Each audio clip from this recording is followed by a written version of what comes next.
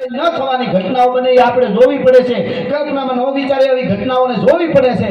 માણસ જ્યારે પથ્થર બનતો જાય છે, વર્લ્ડનો દુનિયા આખીનો માણસ, આ યુક્રેનનું હમણાં જોઈ છે, નાના નાના બાળકો ઉપરનો હું ઘટના બને છે, ગળા કાપી નાખે છે, બાળકોને બંદૂકો મારી દે, પથ્થર.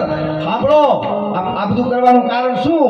કે દુનિયા જ્યારે માણસ જ્યારે પથ્થર બનતા જાય છે ત્યારે સનાતન ધર્મમાં અયોધ્યામાં સનાતનીઓ પથ્થરમાં પ્રાણ પૂરે છે. ભલા માણસ પ્રાણ વગરનો પથ્થર બને છે ત્યારે સનાતન ધર્મીઓ પથ્થરમાં પ્રાણ પૂરે છે. બીજી વાત, ઘણા એમ કે મંગળ સુધી પૂગી ગયો છે વિજ્ઞાન, મંગળમાં જીવન ગોતે છે.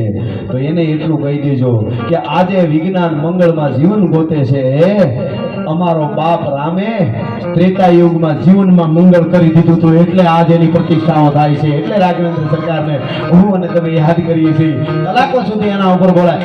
ઈ રામ આવી જાય તો સાચું. હું તો એમ કહું કે તમે શહેરમાં રહેતા હો તો તમારી સોસાયટીના પ્રમુખો અને વડીલો નક્કી કરે, ગામડે રહેતા હો તો સરપંચ ને આગેવાનો નક્કી કરે. છેવાડાનું ઝૂંપડું હોય ને, દેવી પૂજકનું હોય, દલિતનું હોય, વાલ્મીકી સમાજનું ઝૂંપડું હોય, ત્યાં જૈન સોસાયટીના પ્રમુખો એટલું બોલે કે તમારી દીકરીને ઢીંગલીને મોકલો નહીં.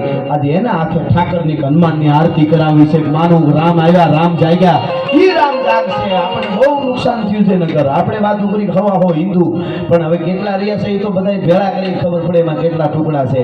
એટલે આ કહેવાનું મન થાય,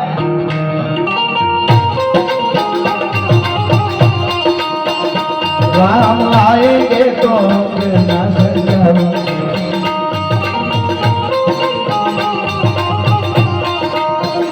दीप जला के दिवाली में